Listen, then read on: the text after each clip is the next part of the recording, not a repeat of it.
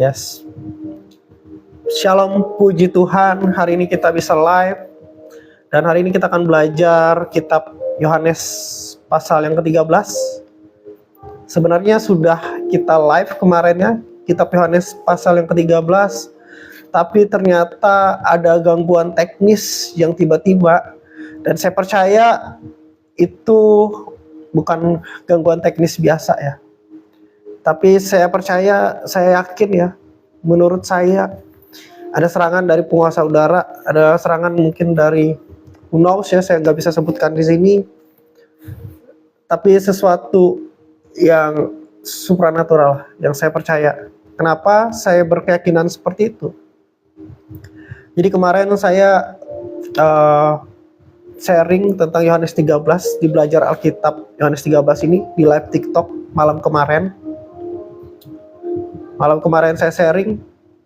Ini mic-nya hidup ya, menyala. Mic-nya ini hidup dan menyala. Ya, dalam keadaan hidup, dalam keadaan menyala, saya live di TikTok. Saya sharing pesan firman Tuhan sekitar 40-an menit. Setelah saya mau download ya, karena rekamannya mau saya download, karena biasanya rekamannya akan kita tayangkan di YouTube Andrew Thomas TV. Waktu saya download, saya ngecek ya, selama siaran, lagi dalam proses download, ternyata itu bersuara 3 menit awal. Tapi setelah 3 menit itu, saya ngomong, mic-nya hidup, mic-nya menyala, tapi di TikTok tidak ada suara. Jadi aneh sekali, ada gangguan teknis sehingga recordingnya ini nggak bisa saya upload di YouTube. Padahal saya dapat panggilan dari Tuhan untuk sharing pesan firman Tuhan di YouTube. Makanya saya sharingnya dari TikTok live, ya, sekaligus memberkati yang di TikTok juga, dan akan diupload ke YouTube karena panggilan Tuhan buat saya salah satunya adalah sharing pesan firman Tuhan di YouTube. Nah, tiba-tiba setelah 3 menit itu nggak ada suaranya sama sekali, seperti gangguan teknis. Dan gangguan teknisnya itu bukan di alat ini ya, tapi kayaknya waktu kita tayang TikTok di 3 menit setelah saya sharing itu menyampaikan pesan firman Tuhan, tiba-tiba suaranya langsung hilang. Bukan suara saya yang hilang, tapi suara yang dari TikToknya hilang. Meskipun begitu, anehnya waktu saya lihat ya, waktu saya live itu ada kurang lebih 9-10 orang yang tetap bertahan. Jadi saya nggak tahu nih mereka ini mendengar suara saya atau tidak, tapi mereka sekitar 9-10 orang itu bertahan. Dan ada yang nonton itu rata-rata ada yang 20 menit lebih. Padahal yang saya sharing itu yang bersuara cuma sampai 3 menit saja. Setelah itu 40-an menit selanjutnya itu nggak ada suara. Jadi saya terus terang bingung ya, ini gangguan teknisnya apakah pas live itu memang nggak ada suara sama sekali, tapi pas mau kita simpan rekamannya dia nggak muncul suaranya, atau memang dua-duanya nggak bersuara. Tapi intinya ada problem, ada masalah teknis yang tidak biasa waktu saya live menyampaikan pesan firman Tuhan. Dan itu mengingatkan saya karena itu kan hari Kamis ya. Hari Rabunya saya teringat Abraham Joel juga mau live gangguan secara teknis. Gangguan teknis yang nggak biasa. Dia ngelapor ke YouTube, ternyata nggak ada masalah ini ya. Nggak ada pelanggaran atau apapun, nggak ada masalah apapun, tapi tiba-tiba nggak bisa tayang gitu ya. Seperti bukan hal yang biasa. Seperti sebuah serangan dari, ya bisa dibilang roh jahat gitu ya. Lalu hari Kamisnya, saya live sharing pesan firman Tuhan, malam-malam, juga gangguan. Ya, Abraham Joel, hamba Tuhan besar, mengalami gangguan waktu mau sharing firman Tuhan di live. Saya juga di hari yang berdekatan ya, itu hari Rabunya, hari Kamisnya, saya mau bikin live juga ya. Tiba-tiba gangguan juga. Dan pagi tadi waktu saya lihat di YouTube, ternyata Pastor Andi Simon juga mengalami gangguan yang sama. Kalau Abraham Joel, dia terganggu waktu mau live YouTube. Saya terganggu waktu di live TikTok dan mau diupload ke YouTube. Pastor Andi Simon juga dalam waktu yang berdekatan juga, hamba Tuhan yang besar ya, juga mengalami gangguan juga waktu mau dalam pelayanannya, yaitu WA-nya tiba-tiba rusak ya. Sudah 3 hari terakhir ini WA-nya rusak, jadi orang nggak bisa baca ya untuk layanan doa dan testimoni. sempat kepikiran juga katanya Pastor Andi Simon waktu saya nonton videonya di YouTube ya. So, kok bisa serentak gitu ya serangan ke hamba-hamba Tuhan yang menyampaikan pesan firman Tuhan ya. Entah di YouTube, entah di TikTok ya. Kok bisa berbarengan begitu ya? Saya percaya itu bukan kebetulan. Saya percaya itu sesuatu yang sifatnya supranatural, karena hal-hal yang supranatural itu memang ada ya. Apalagi kalau kita melayani Tuhan, berhubungan dengan menjangkau jiwa-jiwa, dengan menginjil atau menyampaikan pesan firman Tuhan yang penting, biasanya itu bisa ada gangguan dari roh-roh jahat, dari iblis yang tidak senang ketika kita mau menginjili orang, apalagi kalau orang itu sampai terima Yesus. Karena saya dulu pernah ada orang gitu ya, saya digerakkan Tuhan untuk nginjilin dia padahal baru kenal. Jadi dia datang ke saya karena ini ya, karena dia sering diganggu oleh roh jahat, dia sering melihat roh jahat gitu ya, dan dia ketakutan. Dan waktu itu dia datang ke saya, ke rumah saya, lalu saya digerakkan Tuhan untuk nginjilin dia. Dan setelah saya tanya-tanya gitu ya, ternyata betul feeling saya, ternyata dia ada menyimpan jimat, ada menyimpan senjata-senjata, pernah belajar ilmu bela diri atau apa semacamnya gitu ya, ditanam-tanam di tubuh segala macam. Ternyata feeling saya betul. Akhirnya saya bilang, kamu kalau mau dilepaskan dari itu, kamu harus bakar jimat-jimatmu dan kamu menerima Yesus sebagai Tuhan dan Juru Selamat. Setelah saya menginjili dia seperti itu, akhirnya dia mau mengambil, itu di siang bolong, siang hari ya, itu di siang bolong, siang hari, dia mau mengambil jimatnya itu bersama sepupunya, jimat dan senjata-senjata itu bersama sepupunya ya, bukan senjata biasa, tapi yang ada sesuatu di situ. Nah, waktu dia dalam perjalanan mengambil, saya perasaan gak enak gitu ya. Saya ajak teman-teman untuk berdoa, dan ternyata betul. Waktu dia lagi mengambil ya, itu suasana lagi panas banget. Suasananya itu siang bolong ya, panas banget, terik. Tiba-tiba langsung hujan deras, dan itu banyak saksinya ya. Waktu dia lagi ngambil jimatnya itu hujan deras, dan itu banyak saksinya ya. Dan bahkan saya juga videokan ya kejadian itu waktu membakar jimat. Waktu hujan deras itu ada saya videokan ya, semuanya saya omongkan ini ada saya videokan di Instagram saya, bisa dilihat di Instagram Atom Groovy, di sorotan ada saya taruh ya, dan itu benar-benar real, benar-benar terjadi ya, sesuatu yang nggak masuk akal benar-benar terjadi. Bahkan setelah itu dia, mamahnya juga mau menyerahkan jimat. Waktu kami bakar lagi jimatnya, tiba-tiba dari siang-siang itu tiba hujan lagi. Jadi setiap kali mau bakar jimatnya itu tiba-tiba hujan ya. Dan itu adalah hal yang supranatural, dan supranatural itu benar-benar ada. Bahkan dia bilang setelah dia waktu itu bakar jimat, senjata-senjatanya dia bakar, terus dia menerima Yesus, dia menangis karena dia merasakan damai sejahtera, dia dijamah Tuhan, besoknya dia dibaptis. Terus dia juga ini, setelah dia sudah terima Yesus ya, terus dia juga pernah bilang ke saya bahwa meskipun dia sudah terima Yesus ya, dia didatangin oleh sosok di dalam mimpi seperti sosok leluhur, karena dia itu punya catatan yang nama-nama leluhur, yang mana itu kami bakar waktu itu ya. Nah, di dalam mimpinya dia didatangi oleh sosok leluhurnya ini, dan leluhurnya ini kayak ngajak dia balik lagi gitu ya. Nah, hal-hal yang supranatural itu benar-benar ada. Bahkan kalau kita melayani Tuhan yang menginjil ataupun kita menyampaikan firman Tuhan yang penting, itu biasanya pasti ada gangguan-gangguan karena iblis tidak senang ya. Makanya Tuhan bilang, perangan kita bukanlah melawan darah dan daging, tetapi penguasa-penguasa di udara ya. Dan itu real. Bahkan saya pernah dulu ya, kalian bisa lihat ya rekamannya ada di YouTube saya, di YouTube Andre Thomas TV. Saya waktu itu mau khotbah di sebuah sekolah, di sebuah kabupaten. Saya mau khotbah malam-malam. Saya kan waktu itu full timer gereja. Waktu itu saya tinggal di pastoral, di kamar saya. Waktu saya mau keluar, tiba-tiba ada ular ya. Waktu saya mau khotbah, besoknya kan saya khotbah, itu malam-malam sekitar jam 10. Saya mau keluar, buka pintu kamar, ternyata di depan pintu kamar saya ada ular besar. Terus saya tutup lagi kan, saya buka jendela, saya videokan. Videonya ada kalau kalian mau nonton di YouTube saya ya, Andre Thomas TV. Itu ular besar di depan kamar saya, bertahan di depan, tepat di depan kamar saya, dekat sandal saya. Kalian bisa lihat videonya, di YouTube Anak Thomas TV ya. Saya videokan waktu itu tepat sebelum saya khotbah.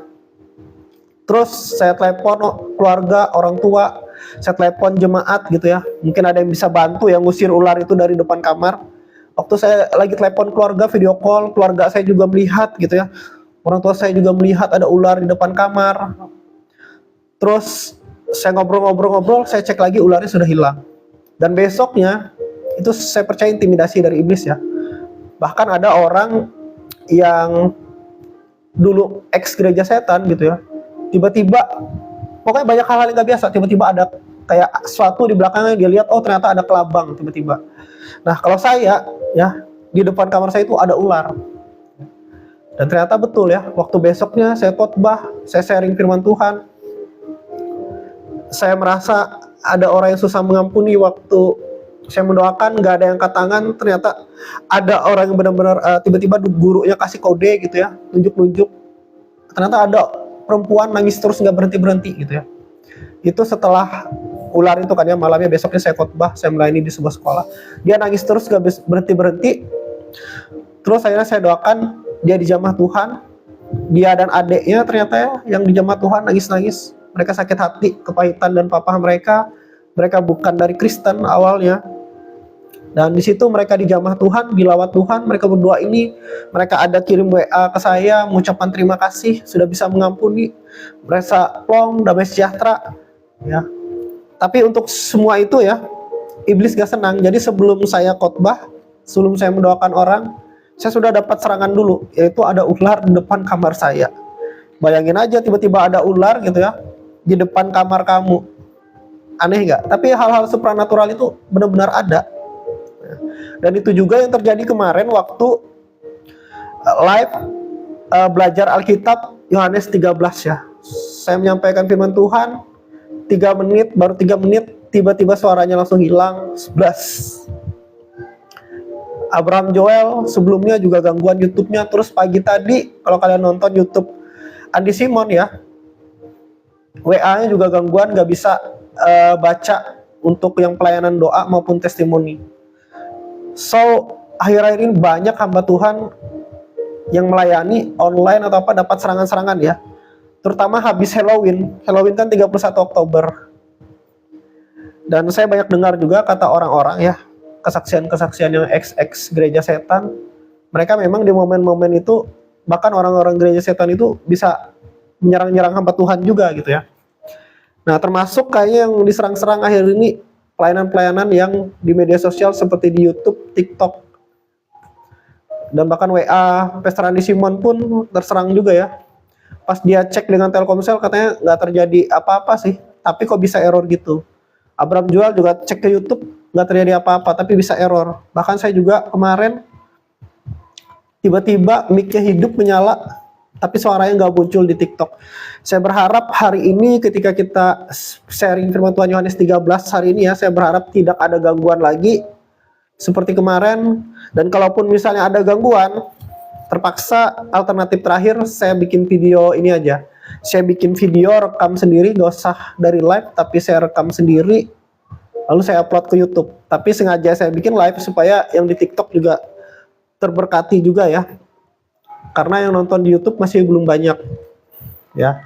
Jadi yang di TikTok bisa terberkati juga, dan nanti diupload di YouTube biar menjadi berkat di YouTube ya. Karena di TikTok itu nggak tersimpan ya.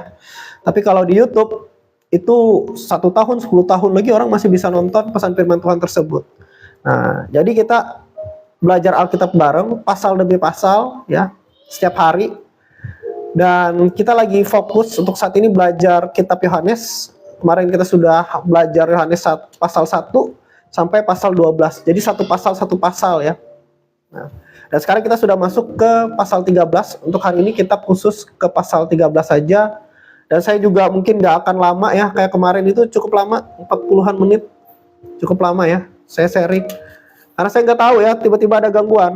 Tapi kalau setelah melihat pas yang ada gangguan itu, pikir-pikir juga untuk lama-lama. Tiba-tiba saya sharing lama-lama, ternyata nggak ada suaranya gitu kan. Agak kurang pas juga. Nah, jadi hari ini mungkin nggak akan lama, tapi kita tetap, wow ada muncul. Kita tetap akan sharing pesan firman Tuhan. Ya, puji Tuhan. Apakah suara saya kedengaran, teman-teman semua? Dalam nama Yesus. Halo Erik. Erik ini teman pelayanan saya ya. Teman saya SMA juga. Shalom Erik. Worship leader di tempat kami ya. Nah, so kita akan belajar hari ini ya. Jadi itu baru permulaan aja. Apa yang terjadi ya akhir-akhir ini serentak gitu ya. Hamba-hamba Tuhan dapat serangan seperti itu ya. Saya juga ikut-ikutan kena serangan juga gitu ya. Tapi at least dari situ saya tahu ya, berarti iblis sudah menotis gitu ya. Kerajaan iblis sudah menotis ya. Berarti oh ini bahaya nih. Ya. Kalau nggak berbahaya berarti nggak diganggu biasanya ya. Makanya kalau orang yang berbahaya bagi iblis itu ya, biasanya sering diserang, pelayanannya itu sering diserang ya. Tapi kalau orang yang korup ya, orang-orang di dalam gereja yang korup, yang motivasi pelayanannya uang, motivasi pelayanan popularitas, bukan mau menyenangkan Tuhan tapi untuk kepentingan diri sendiri, biasanya itu nggak diserang oleh iblis ya. Itu malah dipelihara gitu ya. Atau yang suka menggosip, ngomongin orang di dalam gereja, itu nggak diserang iblis tuh, tapi itu justru dipelihara. Tapi yang benar-benar melayani Tuhan biasanya diserang. Shalom brother, sukses untuk pelayanan yang dikerjakan untuk kemuliaan Tuhan Yesus. Shalom Erik, Tuhan Yesus berkati juga pelayanannya ya. Tuhan Yesus berkati juga pelayanan dan keluarga in the name of Jesus. Nah, biar nggak lama-lama kita mulai ya, kita baca dulu ya.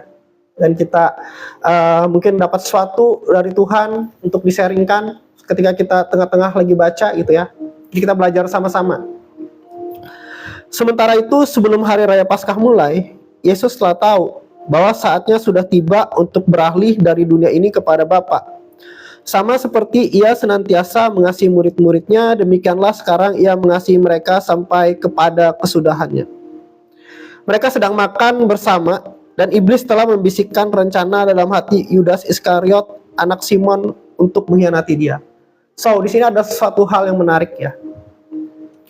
Yudas ini dia dalam posisi dekat dengan Tuhan Yesus, yaitu satu meja makan dengan Tuhan Yesus. Garis bawahi atau highlight kata satu meja makan ya, makan bersama-sama. Karena ada beberapa hal yang saya dapatkan yang akan saya sharingkan hari ini tentang makan bersama-sama ini. Pertama, Yudas ini dia dekat dengan Tuhan Yesus. Jadi Tuhan Yesus itu punya ribuan pengikut ya. Ribuan orang yang mengikut Tuhan Yesus. Kemana Tuhan Yesus ada, berbondong-bondong orang mengikuti dia. Tapi circle Tuhan Yesus ini semakin mengecil, semakin menyempit lagi ya. Lalu ada 70 murid yang diutus Tuhan Yesus untuk mengusir setan-setan, menyembuhkan orang sakit. 70 murid. Dari 70 murid ini circle-nya mengecil lagi ke yang lebih dekat dengan Tuhan Yesus lagi. Ada 12 murid. Ada 12 murid Tuhan Yesus. Dan salah satunya itu adalah Yudas Iskariot. Yudas Iskariot ini termasuk orang yang cukup dekat atau dekat banget dengan Tuhan Yesus. Karena dia berada di circle 12 murid Yesus. Dari ribuan orang yang mengikut Tuhan Yesus, dia ada di 12 orang yang paling dekat dengan Tuhan Yesus. Lalu ada circle yang lebih kecil lagi, yaitu 3 orang murid yang paling dekat dengan Tuhan Yesus. Petrus, Yakobus, Yohanes. Jadi bisa dibilang Yudas ini dekat dengan Tuhan Yesus. Bahkan dia duduk satu meja makan dengan Tuhan Yesus. Makan bersama-sama dengan Tuhan Yesus. Kurang dekat apa lagi coba? Bahkan dia dipercayakan memegang kas oleh Tuhan gitu ya.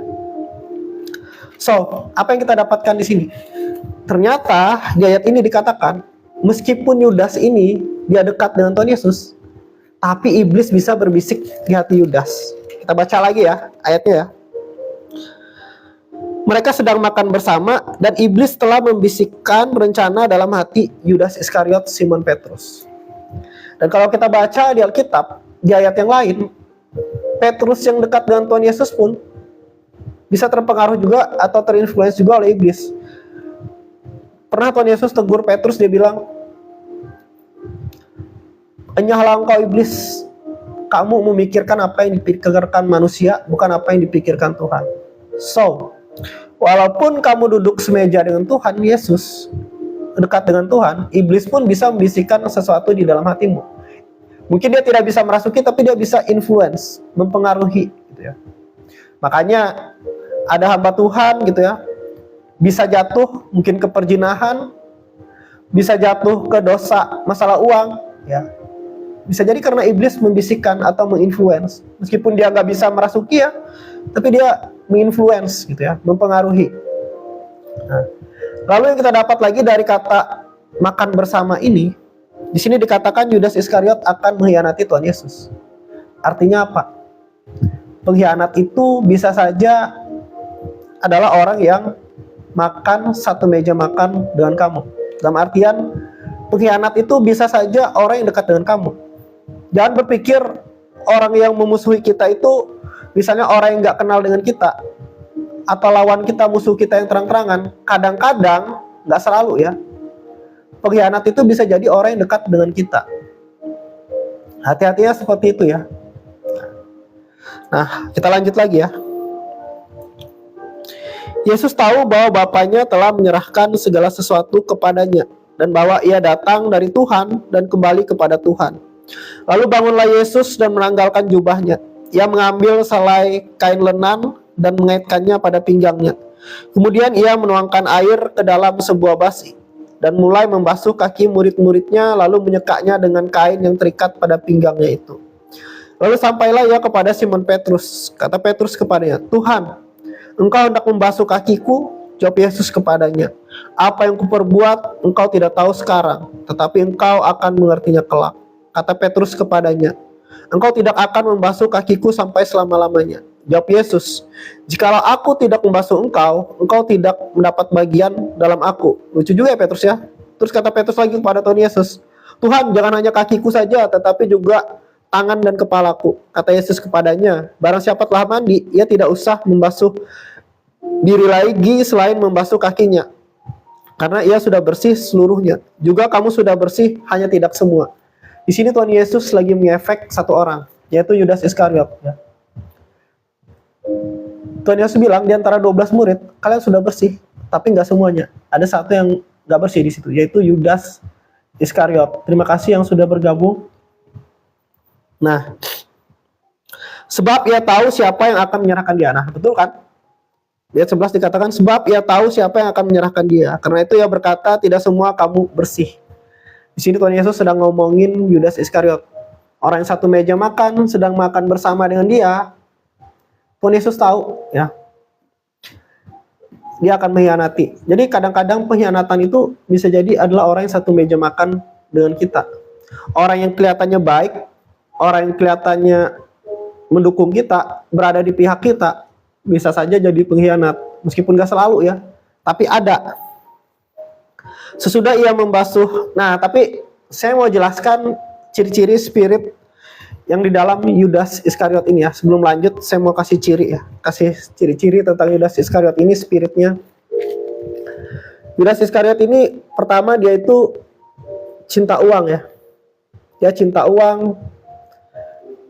Dia pernah menegur ya waktu Maria memecahkan minyak narwatsu yang mahal. Kita sudah belajar itu kan ya. Minyak narwatsu yang mahal. Terus Yudas Iskariot ini bilang, buat apa pemborosan seperti itu? Lebih baik dikasih ke orang miskin. Tapi Alkitab katakan, dia ngomong seperti itu bukan karena dia peduli dengan orang miskin, tetapi karena dia biasa nyolong. Dari uang kas itu dia biasa nyolong sedikit. Nah, kalau kamu hari ini pelayanan gereja atau ada orang di sekitarmu gitu ya, dekat dengan kamu yang nggak setia dalam masalah keuangan, itu spirit yang sama dengan yang mengikat Yudas Iskariot ini. Dan spirit cinta uang ini adalah spirit yang banyak menghancurkan orang-orang gitu ya. Kita lihat Yudas Iskariot hidupnya tragis ya. Hidup Yudas Iskariot tragis, dia bunuh diri. Dan kalian tahu juga siapa orang yang cinta uang yang hidupnya tragis lagi? Ananias dan Safira. Jadi ini spirit yang sama ya, menghancurkan orang-orang. Mereka nggak jujur masalah keuangan. Nah, jadi spiritnya itu ciri-cirinya adalah tidak jujur masalah keuangan, cinta akan uang, nggak berintegritas dalam masalah keuangan. Misal di dalam gereja, bisa markup, bisa menyolong-nyolong uang di dalam gereja. Nah, hati-hati. Itu spirit yang sama dengan spirit yang mempengaruhi Yudas Iskariot. Bahkan saya pernah dapat kabar, bukannya kabar lagi sih, berita di berita besar, Di sebuah kota, nggak saya sebutkan kotanya, ketua sinode korupsi dana hibah 21 miliar. Ada yang pernah dengar gak berita itu di sebuah kota? Atau kalian cari di Google atau di YouTube, ketua sinode korupsi dana hibah 21 miliar. Seorang orang yang di dalam pelayanan. Nah, itu spirit yang sama yang mempengaruhi dia adalah spirit yang sama juga yang mempengaruhi Yudas Iskariot, yang mempengaruhi Ananias dan Sapira. Atau kita gak usah ngejudge, memang banyak kadang-kadang hamba Tuhan yang jatuh di masalah keuangan. Ya, gak jujur masalah keuangan. Itu adalah spirit yang sama. Iblis yang membisikkan di hati Yudas Iskariot, itu juga yang membisikkan di hati orang-orang ini. Dan kita harus waspada ya. Lalu ciri-ciri Yudas lagi adalah dia kecewa dengan Tuhan Yesus dan dia nggak jujur dengan masalah keuangan. Dia kecewa karena Tuhan Yesus lebih pro kepada Maria gitu ya, yang memecahkan minyak narwatsu meskipun mahal-mahalan memberi untuk Tuhan. Bagi Yudas Iskariot itu pemborosan nggak berguna, tapi bagi Tuhan itu berharga ya, karena yang Tuhan lihat itu hati. Karena minyak narwatsu itu sangat mahal, tapi Maria mau melakukan itu untuk melayani Tuhan Yesus, untuk Tuhan Yesus. Jadi mata orang berbeda ya, mata Yudas Iskariot itu pemborosan, buang-buang uang.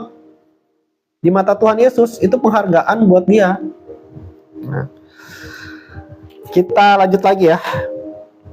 Sesudah ia membasuh kaki mereka, ia mengenakan pakaiannya dan kembali ke tempatnya. Lalu ia berkata kepada mereka, "Mengertikah kamu apa yang telah kuperbuat kepadamu?" Jadi Tuhan Yesus membasuh kaki murid-muridnya, melayani murid-muridnya. Terus Tuhan Yesus ini sebagai guru, dia kayak bertanya gitu ya, "Ngerti nggak kalian? Apa maksud aku melakukan itu terhadap kalian?" Kita lanjut lagi ya. "Kamu menyebut aku guru dan Tuhan, dan katamu itu tepat, sebab memang akulah guru dan Tuhan." Nah, jadi Tuhan Yesus ini punya banyak identitas ya. Dia guru iya, dia Tuhan iya, dia nabi iya. Jadi kalau orang bilang Yesus itu nabi, memang nabi juga. Dia banyak identitasnya. Sama seperti misalnya Presiden Jokowi. Dia presiden iya, dia suami dari istrinya iya, dia bapak dari anaknya iya, dia pengusaha kayu iya juga gitu kan. Nah, jadi Tuhan Yesus punya banyak identitas. Kita juga punya banyak identitas. Sebagai domba iya, sebagai hamba iya, sebagai anak iya. Nah, jadi kalian gak perlu bingung ya dengan identitas Tuhan Yesus. Tuhan Yesus punya banyak identitas. Dan Tuhan Yesus bilang, memang akulah guru dan Tuhan. Maka Tuhan Yesus juga menggambarkan dirinya, dia adalah roti kehidupan. Tuhan Yesus juga menggambarkan dirinya dengan jalan. Tuhan Yesus juga menggambarkan dirinya dengan kebenaran. Tuhan Yesus juga menggambarkan dirinya dengan kehidupan. Tuhan Yesus juga menggambarkan dirinya dengan anak domba, anak manusia. Jadi identitas Tuhan Yesus itu banyak ya.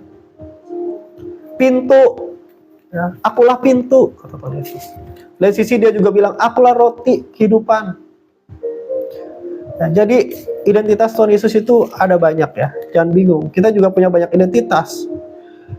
Aku misalnya bekerja sebagai ASN, saya juga sebagai anak orang tua saya juga sebagai mungkin gembala di komunitas kecil. Ya, seperti itu. Jadi setiap kita punya identitas yang gak lebih dari satu. Nah, jadi jikalau aku membasuh kakimu, aku yang adalah Tuhan dan gurumu, maka kamu pun wajib saling membasuh kakimu. Sebab aku telah memberikan suatu teladan kepada kamu, supaya kamu juga berbuat sama seperti yang telah kuperbuat kepadamu. Dari sini apa yang kita dapatkan? Di sini Tuhan Yesus adalah guru, dia adalah Tuhan, dia adalah leader dari para murid. Kita bisa belajar tentang kepemimpinan dari apa yang dilakukan Tuhan Yesus ini. Di sini Tuhan Yesus katakan, jadi jikalau aku membasuh kakimu, aku yang adalah Tuhan dan gurumu, maka kamu pun wajib saling membasuh kakimu. Aku telah memberikan suatu teladan kepada kamu, supaya kamu juga berbuat sama seperti yang telah kuperbuat kepadamu. Sebagai pemimpin, sebagai guru, apa yang dilakukan Tuhan Yesus sebagai seorang pemimpin? Kita harus memberi contoh, kita harus memberi teladan. Sama seperti Tuhan Yesus memberikan contoh, memberikan teladan.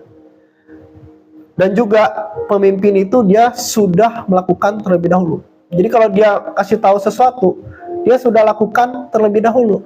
Bahkan dia memberikan contoh. Ini adalah gaya kepemimpinan Tuhan Yesus. Selain pemimpin itu adalah pelayan, hamba, pemimpin itu juga memberikan teladan, melakukan terlebih dahulu. Dia melakukan apa yang dia katakan. Man of his word. Itulah Tuhan Yesus. Tuhan Yesus ini melakukan apa yang dia katakan. Apa posisimu sekarang? Sebagai suami, kepala keluarga, punya usaha, atau kamu di pemerintahan, atau dimanapun, ketika kamu melakukan sesuatu, ya sebagai pemimpin, kamu melakukan terlebih dahulu, baru orang lain mengikuti kamu. Kamu memberikan teladan, dan kamu melakukan apa yang kamu katakan. Itu pemimpin yang baik seperti itu ya. Terus Tuhan Yesus bilang, Aku berkata kepadamu, sesungguhnya seorang hamba tidak lebih tinggi daripada tuannya, ataupun seorang utusan daripada dia yang mengutusnya. Jikalau kamu tahu semua ini, maka berbahagialah kamu, jika kamu melakukannya. Nah, ini menarik ya. Seorang hamba nggak lebih dari tuannya, dan seorang yang diutus nggak lebih dari orang yang mengutusnya. Kalau kita lihat Tuhan Yesus dalam hidupnya ya, dia banyak mengalami penderitaan-penderitaan. Bahkan Tuhan Yesus bilang, kamu akan dibenci dunia oleh karena namaku, oleh karena aku. Jadi Tuhan Yesus saja dianiaya di dunia ini ya, apalagi kita yang murid-muridnya. Tuhan Yesus yang adalah Tuhan kita gitu ya, apalagi kita yang kacungnya gitu ya, apalagi kita yang anak buahnya. Kalau Tuhan kita aja dibenci, ya dijelekin, diejek, dianiaya, dibunuh, apalagi kita. Makanya nggak heran ya, kalau kita lihat di Nigeria, banyak orang Kristen dibunuh karena mereka percaya kepada Yesus, karena mereka beragama Kristen, karena identitas mereka pengikut Kristus. Bahkan orang yang membunuh itu merasa mereka mengabdi kepada Tuhan. Mereka menyenangkan hati Tuhan dengan cara seperti itu. Ya. Dan itu sudah dinubuatkan di dalam Alkitab. Tuhan Yesus bilang, nanti orang-orang akan datang membunuh kamu dan mereka berpikir mereka mengabdi kepada Tuhan. Gitu ya. Dan itu terjadi semua kan, padahal kitab ini ditulis 2000 tahun yang lalu. Sebelum yang ada namanya bom bunuh diri, pembantaian orang Kristen, penganiayaan terhadap orang Kristen, gereja dibakar, gereja diserang, gereja dihancurkan. Itu 2000 tahun yang lalu sudah dinubuatkan oleh Tuhan Yesus. Ya. Gak usah heran ya. Seharusnya orang yang melakukan itu terkagum-kagum. Kenapa? Karena semuanya itu sebelum terjadi, Tuhan Yesus sudah mengatakannya. Karena memang Yesus itu adalah Tuhan. Oh, haleluya. Jadi Alkitab ini bukan omong kosong. Ini kebenaran. Amen. Nah, jadi kalau kamu dibenci, ya, oleh karena nama Yesus, itu sudah dinubuatkan oleh Tuhan. Jadi, kita jangan cuma mau yang enaknya aja ya dari Tuhan. Tapi kita juga harus siap dengan yang gak enaknya juga. Kita diselamatkan, diampuni, diberkati, menerima hidup kekal, dikasihi. Itu satu paket juga dengan kita dibenci orang oleh karena nama Yesus. Ada orang yang kehilangan pekerjaan oleh karena dia pengikut Yesus. Ada orang yang gak bisa naik jabatan, karirnya mentok karena dia pengikut Yesus. Ada orang yang sudah jatuh cinta banget mungkin dengan cewek atau cowok, ya. Tapi gara-gara ternyata nggak seiman, dia harus ninggalin itu oleh karena Yesus. Jadi kalau mau ikut Yesus itu sepaket juga dengan dibenci orang, ya. Jadi kalau kita ikut Yesus, kita bukan mau menyenangkan semua orang. Kalau kamu mau menyenangkan semua orang, jangan ikut Yesus, jadi pelawak aja. Kita nggak bisa menyenangkan semua orang, karena Tuhan Yesus sendiri bilang, pasti ada orang yang benci dengan kita. Pasti ada orang yang nggak suka dengan kita oleh karena nama Yesus. Coba aja kalian pergi ke Nigeria, ke ekstremis-ekstremis gitu ya, bilang aku pengikut Yesus pakai bahasa mereka ya, pasti digorok. Ya kan? Jadi kita nggak bisa disukai semua orang. Karena Tuhan manggil kita bukan untuk disukai semua orang. Tuhan manggil kita untuk menjadi berkat buat banyak orang. Masalah suka nggak suka, itu keputusan orang masing-masing. Karena memang orang-orang ini sudah dibutakan oleh dunia ini. Dunia ini berbicara tentang sistem, ya, luas. Jadi dunia ini bukan bumi ini ya, tapi kayak sistem dunia suatu yang lebih luas daripada itu. Nah, mungkin next time ya, kalau ada waktu kita akan sharing-sharing. Bukan tentang kamu semua aku berkata, aku tahu bahwa yang telah kupilih, tetapi haruslah genap nas ini. Orang yang makan rotiku telah mengangkat tumitnya terhadap aku. Ini Tuhan Yesus sedang berbicara tentang Yudas Iskariot. Dia kasih roti, tapi orang ini ngangkat tumitnya terhadap dia, terhadap Tuhan Yesus. Aku mengatakannya kepadamu sekarang juga sebelum hal itu terjadi, supaya jika hal itu terjadi, kamu percaya bahwa akulah dia. Aku berkata kepadamu, sesungguhnya barang siapa menerima orang yang kutus, ia menerima aku. Dan barang siapa menerima aku, ia menerima dia yang mengutus aku. So, suatu privilege ya, sebagai orang-orang yang diutus Tuhan, yang dipakai Tuhan, dipakai melayani Tuhan. Salah satu panggilan saya adalah menyampaikan pesan firman Tuhan di YouTube. Dan saya live TikTok ini, karena nanti akan saya, ini lagi ya, recordingnya akan saya upload di YouTube, karena biar yang di TikTok juga bisa terberkati gitu ya. Karena yang di YouTube masih sedikit yang nonton, at least kalau di TikTok kan bisa ada yang nonton meskipun dengar firman Tuhan sekilas gitu ya. Nah, jadi setelah ini saya upload ke YouTube Andrew Thomas TV. Nah, jadi siapa yang menerima, kalau saudara menerima firman Tuhan ini saat ini ya, sebagai saya orang yang diutus Tuhan, maka kalian juga menerima Tuhan Yesus. Ya. Tentu ya, dalam kitab Injil menyampaikan firman Tuhan, gak semua orang itu bisa menerima. Saya pernah diundang podcast di sebuah Instagram di Bless Community. Jadi sekarang sudah ada seratusan ribuan follower. Saya pernah diundang podcast, sempat viral postingannya. Saya membahas tentang hal-hal yang gak biasa gitu ya.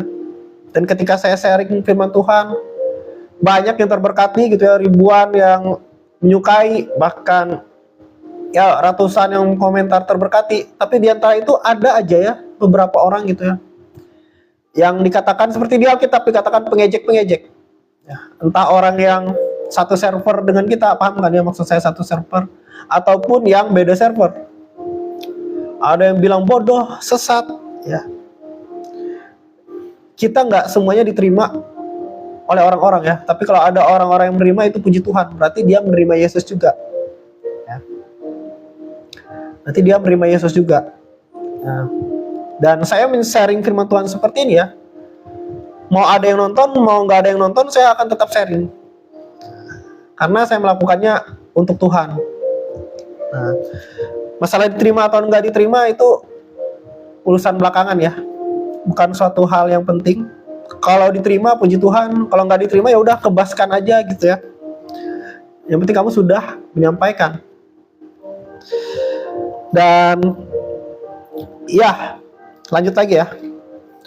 Setelah Yesus berkata demikian, ia sangat terharu, lalu bersaksi, aku berkata kepadamu, sesungguhnya seorang di antara kamu akan menyerahkan aku. Berkali-kali ya Tuhan Yesus spill gitu ya, bahwa akan ada salah satu dari 12 murid ini yang akan mengkhianati dia. Berkali-kali gitu ya. Tapi kita lihat apakah murid-murid ini peka ya. Murid-murid itu memandang seorang kepada yang lain. Mereka ragu-ragu siapa yang dimaksudkannya. Seorang di antara murid Yesus, yaitu murid yang dikasihinya, bersandar dekat kepadanya di sebelah kanannya. Nah, ini menarik ya. Kita Tuhan Yesus spill gitu ya, dari kata-katanya, meskipun Tuhan Yesus nggak langsung ngomong secara langsung atau belak-belakan gitu ya, Yudas Iskariot akan mengkhianati aku, no, Tuhan Yesus nggak, tapi dia kasih dengan apa ya istilahnya, kode-kode lah kalau bahasa kita sekarang, dia kasih kode gitu bahwa ada di antara 12 muridnya yang akan mengkhianati dia. Terus murid-murid ini bertanya-tanya gitu ya, siapa ya, saking penasarannya mereka. Terus mereka melihat ada seseorang yang sangat dekat dengan Tuhan Yesus. Tadi kan saya bilang ada circle 3 orang, terima kasih love-nya. Ada 3 orang yang dekat banget dengan Tuhan Yesus. Petrus, Yakobus, dan Yohanes. Nah, ada 1 orang yang sangat dekat sekali dengan Tuhan Yesus. Maka di sini dikatakan murid yang dikasihinya bersandar dekat dengan dia di sebelah kanannya. Jadi dia ini duduk di sebelah kanan Tuhan Yesus dan bersandar dekat dengan Tuhan Yesus. Intim banget ya, dekat banget dengan Tuhan Yesus Yohanes ini. Bahkan Yohanes ini ya, dia yang nulis kitab ini, tapi dia nggak menyebutkan namanya ya, tapi dia menyebut dirinya itu sebagai orang yang dikasihi Tuhan. Jadi Yohanes ini tahu identitasnya di dalam Tuhan, yaitu adalah dia orang yang dikasihi Tuhan. Paham ya maksud saya ya? Dia sadar identitasnya di dalam Tuhan, bahwa dia dikasihi Tuhan. Masalahnya banyak orang Kristen saat ini, dia bilang Tuhan mengasihi aku anak raja, tapi dalam hatinya dia nggak merasa dikasihi oleh Tuhan. Contohnya, ada orang habis melakukan dosa gitu ya, anggaplah dugem, merasa hidupnya jauh dari Tuhan. Saya banyak menemukannya seperti itu ya. Terus karena dia merasa dirinya banyak dosa, ya jauh dari Tuhan, dia takut ke gereja karena dia pikir, aduh aku orang berdosa, nggak usah deh aku ke gereja gitu ya. Nggak usah deh aku orang berdosa. Padahal Tuhan Yesus datang bukan mencari orang yang baik-baik ya. Tuhan Yesus datang untuk mencari orang-orang berdosa seperti kita. Nah, jadi dia salah kaprah gitu ya. Nah, banyak orang takut ketemu Tuhan karena berpikir dirinya terlalu berdosa. Dan itu bukan suatu hal yang baru. Simon Petrus pun pernah mengalami ya. Ketika dia melihat mujizat Tuhan Yesus yang luar biasa gitu ya. Terus dia bilang ke Tuhan Yesus, Tuhan, menjauhlah daripada aku karena aku orang berdosa. Tapi apa jawaban Tuhan Yesus? Jangan takut. Lalu Tuhan Yesus bilang, kamu akan menjadi penjala manusia. Tuhan Yesus bilang, jangan takut. Kalau kamu merasa dirimu orang berdosa, nggak layak, jangan takut datang ke Tuhan Yesus. Karena Tuhan Yesus datang untuk mencari orang berdosa seperti kita. Tuhan Yesus bilang, bukan orang sehat yang perlu tabib, tapi orang yang sakit. Semakin kamu jauh dari Tuhan, semakin kamu perlu Tuhan Yesus. Datang ke Tuhan Yesus. Jangan takut datang ke Tuhan Yesus. Karena Tuhan Yesus sendiri bilang, jangan takut. Datang aja ke Tuhan Yesus. Gitu ya. Jadi jangan kamu merasa karena banyak kesalahan, banyak kekurangan, banyak dosa, terima kasih love-love-nya, terus kamu jadi takut ke gereja, takut datang ibadah. Jangan seperti itu ya. Tuhan Yesus bilang jangan takut, datang aja ke Tuhan Yesus. Dan Yohanes ini dia tahu dirinya adalah orang yang dikasihi. Nah, seperti itu juga kita.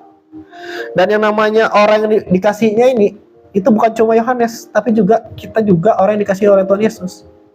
Tapi kita mau menghidupi identitas kita itu nggak sebagai orang yang dikasihi. Yohanes ini dia menghidupi identitas itu. Dia bilang dirinya adalah murid yang dikasihi, orang yang dikasihi Tuhan. Nah, hari ini ya, sadarilah bahwa kamu itu dikasihi Tuhan. Nah, dan Yohanes ini begitu dekat dengan Tuhan Yesus.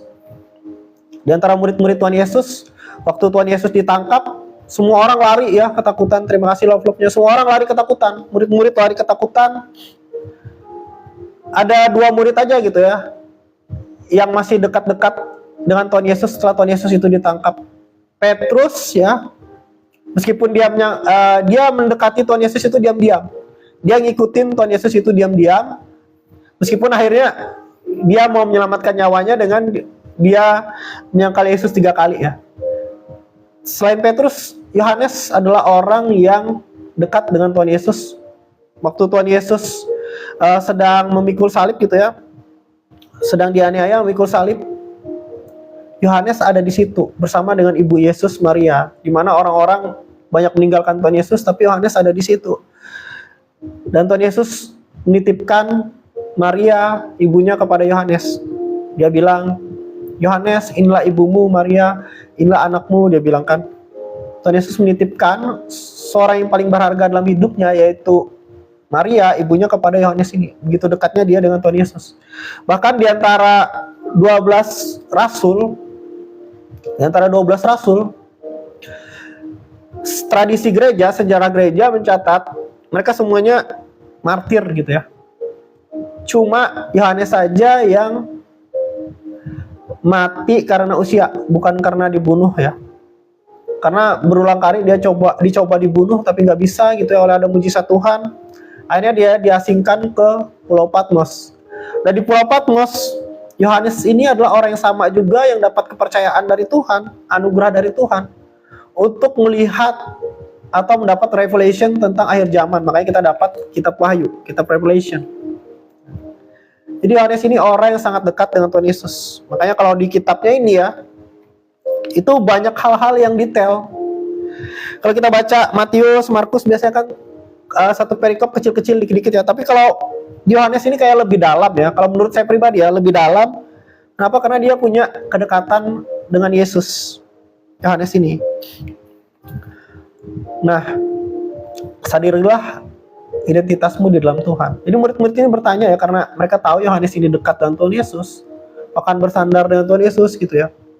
Mereka bertanya nih, minta Yohanes untuk bertanya siapa yang bakal mengkhianati Tuhan Yesus. Nah, terus saya lanjut ya. Seorang di antara murid Yesus, yaitu murid yang dikasihnya, bersandar dekat kepadanya di sebelah kanannya. Kepada murid itu Simon Petrus memberi isyarat dan berkata, tanyalah siapa yang dimaksudkannya. Murid yang duduk dekat Yesus itu berpaling dan berkata kepadanya, Tuhan, siapakah itu? Jawab Yesus, dialah itu yang kepadanya aku akan memberikan roti sesudah aku mencelupkannya. Sesudah berkata demikian, ia mengambil roti, menyelupkannya dan memberikannya kepada Yudas, anak Simon Iskariot. Ini Tuhan Yesus belak-belakan ya, dia bilang kepada orang yang memberikan roti ini, itulah orangnya. Dan sesudah Yudas menerima roti itu, ia kerasukan iblis, kerasukan setan. Jadi murid Tuhan Yesus ini bisa kerasukan setan juga ya pada waktu itu ya. Maka Yesus berkata kepadanya, apa yang hendak kau perbuat, perbuatlah dengan segera. Nah ini ya, kalau kita baca ya di pasal-pasal sebelumnya, entah orang Yahudi, entah Nikodemus, entah murid-murid Tuhan Yesus, mereka banyak lamban mengerti maksud Tuhan ya. Dan mereka baru mengerti itu setelah Tuhan Yesus dipermuliakan gitu ya, mereka baru ngerti maksud-maksud Tuhan itu. Nah, jadi mereka ini lamban ya, murid-murid Tuhan Yesus ini lamban untuk mengerti. Tuhan Yesus sudah terang-terangan kasih tahu kan, ini loh orangnya yang kasih roti. Tapi apa yang mereka bilang di sini? Tetapi tidak ada seorang pun dari antara mereka yang duduk makan itu mengerti apa maksud Yesus mengatakan itu kepada Yudas. Karena Yudas memegang kas, ada yang menyangka bahwa Yesus menyuruh dia membeli apa-apa yang perlu untuk perayaan itu atau memberi apa-apa kepada orang miskin. Jadi dikiranya Yudas itu disuruh Tuhan Yesus untuk belanja ya.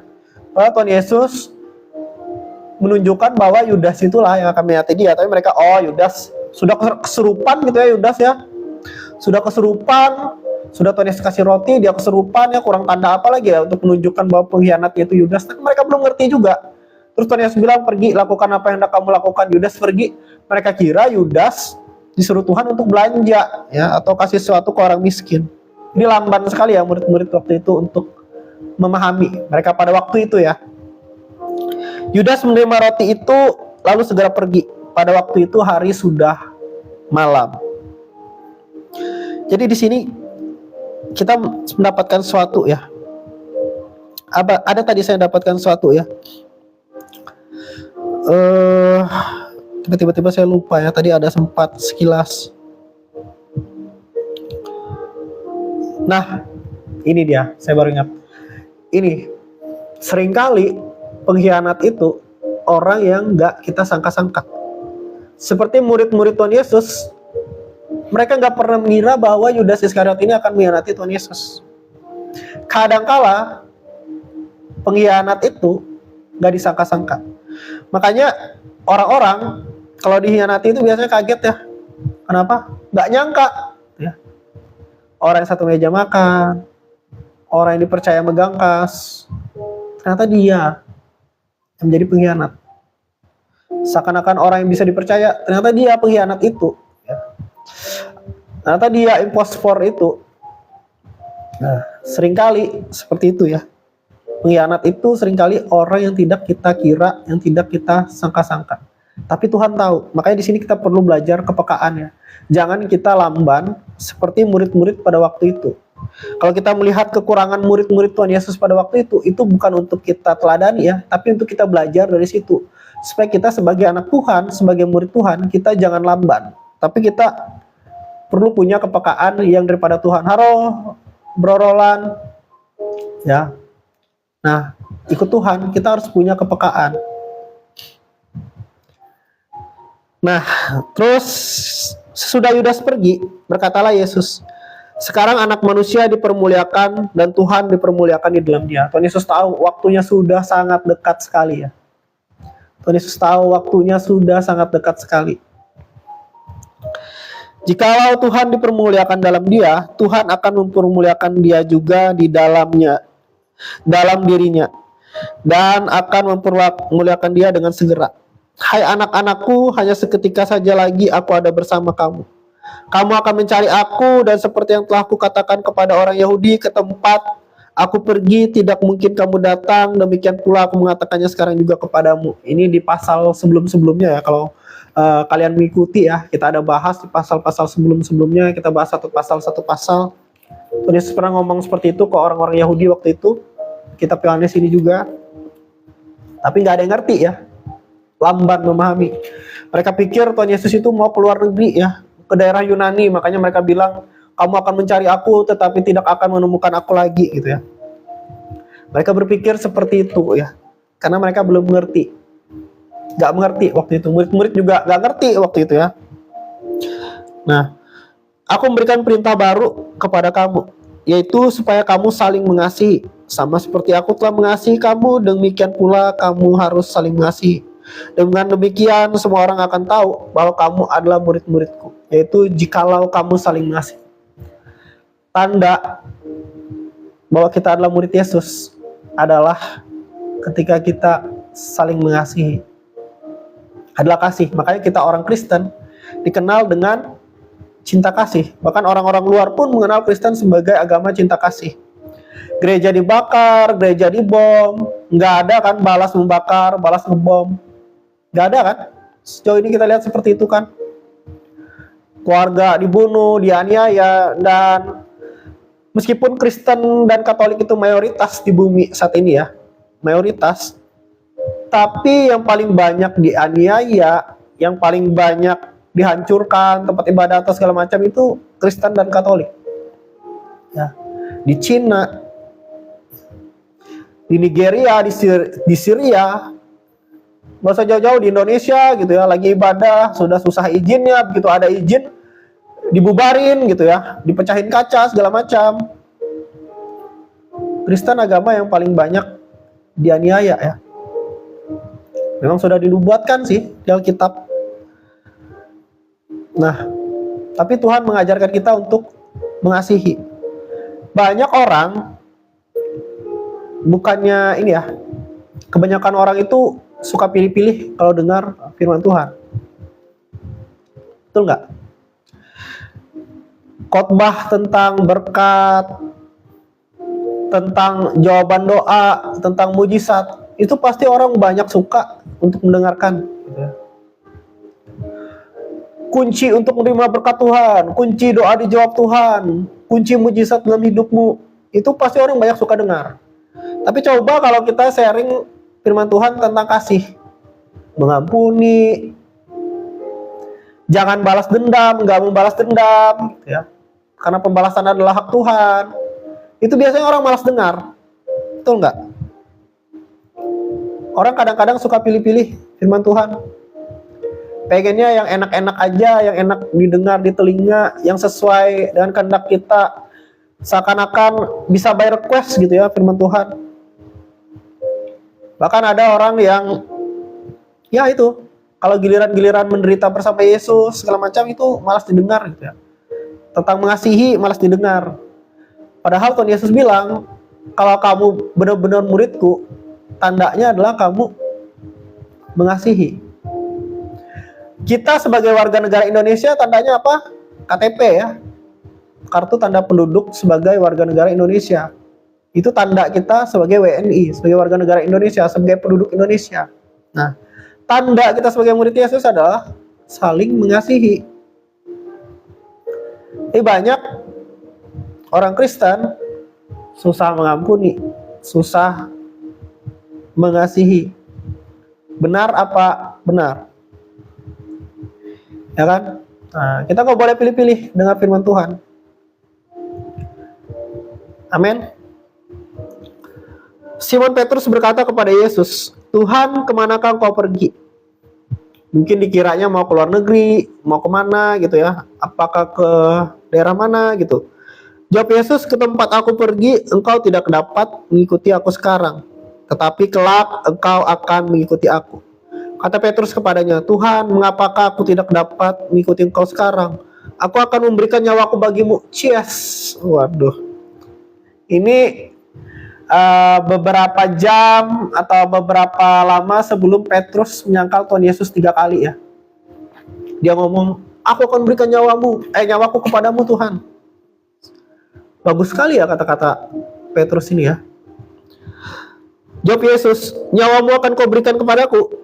Sesungguhnya aku berkata kepadamu, sebelum ayam berkokok, engkau telah menyangkal aku 3 kali. Gak sampai 24 jam.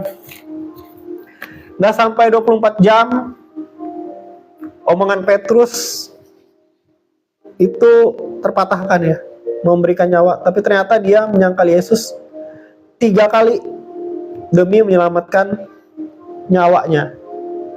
Ini sudah selesai ya, Yohanes 13. Nah, jangan terlalu banyak janji dengan Tuhan. Jangan terlalu banyak janji. Atau kalau kamu mungkin bernasar, kalau kamu gak yakin kamu bisa menepati, sebaiknya jangan. Dan ikut Tuhan itu jangan omdo aja. Oh, aku mengasihi Yesus, aku mengasihimu Tuhan, ku kasih engkau dengan kasih Tuhan, tapi kamu gak mau mengampuni orang, padahal Tuhan sudah mengampuni kamu. Oh Tuhan, aku mengasihi kamu, aku sayang kamu Tuhan, aku kasih tenaga, kasih waktu untuk kau Tuhan, tapi kamu berat kasih uang untuk Tuhan.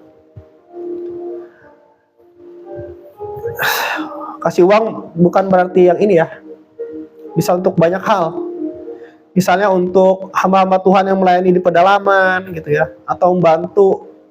Ketika kamu membantu orang mungkin di dalam penjara, orang kesusahan makan, kamu sudah melakukannya untuk Tuhan. Banyak orang ini ya, omongannya bagus tapi nggak sesuai. Nah, Tuhan lebih tertarik dengan hatimu ya daripada omonganmu. Bukan kata-kata yang bagus-bagus, tetapi Tuhan lebih tertarik hati yang tulus. Men. Halo Muhammad Syabi, halo Atuk Dalang, Mr. TS. Oke. Demikian sharing firman Tuhan hari ini, belajar kitab Yohanes 13. Saya nggak lama-lama ya, nggak berencana lama-lama, takutnya kayak kemarin 3 menit tiba-tiba suaranya langsung hilang gitu ya dari TikToknya. Nah, tapi teman-teman, saudara semua, nanti bisa nonton recordingnya kalau ada yang tertinggal tadi, atau kalian masuk di tengah-tengah, sehingga kalian nggak terlalu nyambung di bagian tertentu. Nah, recordingnya nanti akan diupload di YouTube channel Andre Thomas TV, bahkan pasal-pasal sebelumnya yang sudah kita pelajari, belajar kitab bareng, Yohanes pasal 1 sampai 12, itu juga sudah ada di YouTube Andre Thomas TV.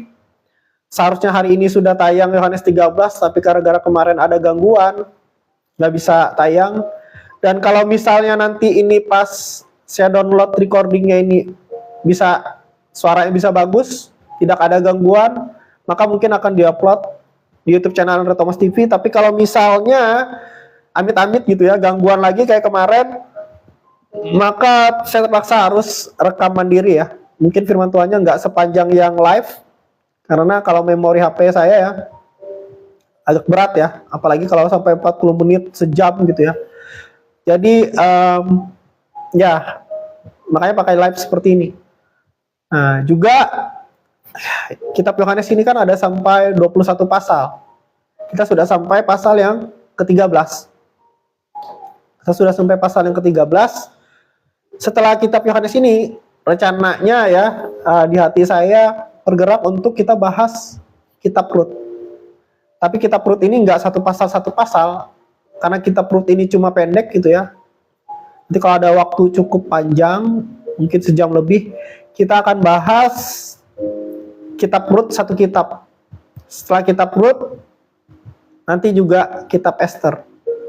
Kalau kitab Rut ini bagi saya adalah kitab turn around. Saya pernah bahas sekilas ya di YouTube channel Andre Thomas TV. Dan di TikTok ini juga. Nah, nanti kita akan bahas lagi kitab Rut dan kitab Esther. Pertama kita habiskan dulu kitab Yohanes ini ya. Nanti ngikut tuntunan Tuhan gitu ya. Jadi lewat ini juga teman-teman kalian bisa belajar Alkitab satu pasal setiap hari gitu ya. Dan who knows, nanti kalian bisa menghabisi Alkitab keseluruhan. Kalau saya sudah keseluruhan baca Alkitab, tapi kayaknya nggak bosan-bosan gitu ya baca Alkitab. Apalagi kalau Roh Kudus yang mengajarkan kamu gitu ya, rasanya luar biasa. Seperti Tuhan berbicara sendiri ke kamu. Kadang bisa nangis, kadang bisa tertawa, ya. Kadang bisa dapat sesuatu yang baru daripada Tuhan, ya. So, sebagai anak Tuhan, belajar Alkitab itu penting. Belajar firman Tuhan itu penting. Kalau bisa satu pasal setiap hari ya, kalian bisa ngikutin live ini satu pasal setiap hari, belajar bersama-sama, boleh. Di samping kalian tetap harus belajar sendiri juga ya. Kalau ini kan ibaratnya kayak disuapin, tapi kalian perlu untuk belajar sendiri juga dengan Tuhan, firman Tuhan. Kalau misalnya belajar Alkitab satu pasal seperti ini kan ibaratnya seperti disuapin gitu ya. Ada hamba Tuhan yang men-sharingkan gitu ya. Tapi kalian juga perlu sendiri dengan Tuhan. Kalian perlu belajar hanya kalian dan Tuhan. Ada saatnya kita bersama-sama gitu ya dalam komunitas atau dibimbing mentor atau hamba Tuhan. Tapi ada juga saatnya kita perlu hanya kita dengan Tuhan. Ngerti ya maksud saya? Nah, jadi boleh kalian cari waktu untuk kalian belajar firman Tuhan bersama-sama. Dan saya tergerak untuk ngomong ini juga ya. Kalau kamu punya masalah gitu ya, berat, jalan buntu, kamu nggak tahu harus gimana lagi, kamu kunci kamarmu ya. Kamu kunci kamarmu, kamu menyembah, kamu berdoa, Tuhan tolong aku sudah nggak sanggup lagi. Mengangkat tangan ke Tuhan, ketika kamu angkat tangan, Tuhan turun tangan. Ya. Kalau masalah begitu berat, nggak ada jalan keluar, kunci kamarmu, menyembah, berdoa. Semakin banyak masalah, semakin banyak berdoa. Semakin banyak masalah, jangan malah kamu semakin jauh dari Tuhan. Jangan larinya ke clubbing, jangan larinya ke LC, jangan larinya ke narkoba. Karena pernah ada orang punya masalah larinya ke narkoba gitu, ke minuman. No. Semakin banyak masalah, semakin banyak berdoa. Semakin banyak masalah, semakin banyak kamu perlu Tuhan. Ya, berdoa itu nggak cuma sekali dua kali ya. Kamu sekali berdoa nggak dijawab, terus kamu larinya ke tempat yang lain. Tapi kamu terus berdoa datang ke Tuhan sampai suatu itu terjadi. Pray until something happen. Pray until something happen. Saya sedikit kesaksian. Waktu saya saya remaja, di kaki sebelah kanan saya ini, di lipatannya ini, saya kesaksian singkat ya. Ada kutil dulu ya. Waktu saya remaja, mungkin SMP kalau nggak salah ya. Ada kutil. Jadi kutilnya ini dari 1 bertambah terus jadi 2, 3, 4, saya hitung sampai 32. Terus saya nonton di berita lagi ada manusia kutil dulu kan. Panik lah saya kan, waktu saya masih remaja itu saya panik. Di gereja saya yang dulu percaya ada mujizat dalam minyak urapan dan perjamuan kudus.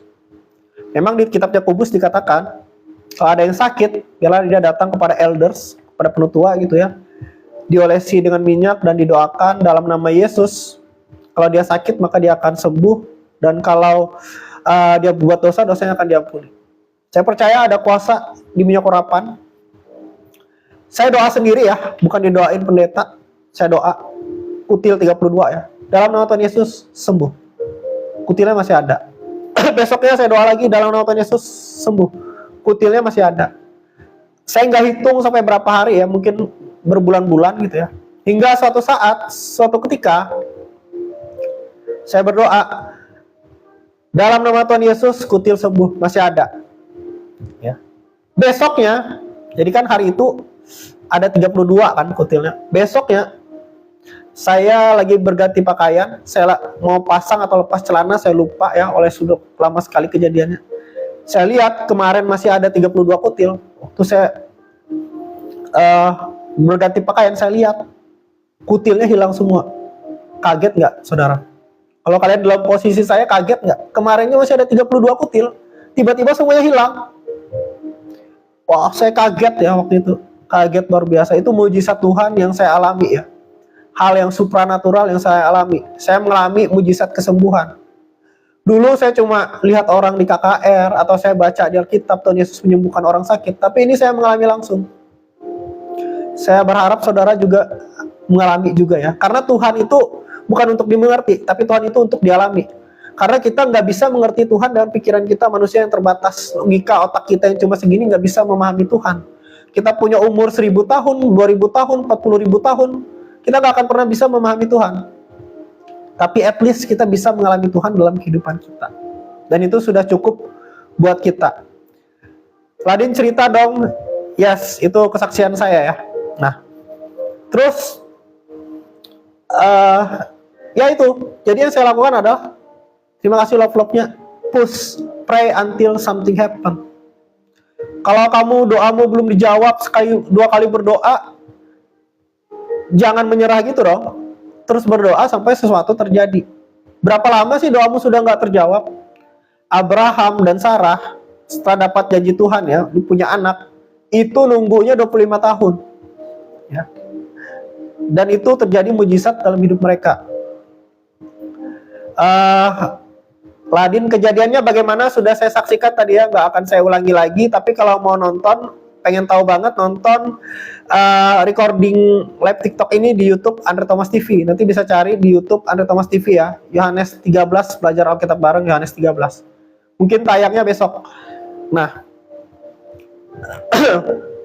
jadi pray until something happen. Kalau kamu baru 1 tahun, 2 tahun, atau 1 kali 2 kali doa belum jawab Tuhan, jangan nyerah gitu aja. Abraham dan Sarah nunggu 25 tahun baru mujizat itu terjadi dalam hidup mereka. Ada waktunya Tuhan. Pray until something happen. Waktu Tuhan itu berbeda-beda. Ada yang disembuhkan instan, ada yang ditolong Tuhan instan.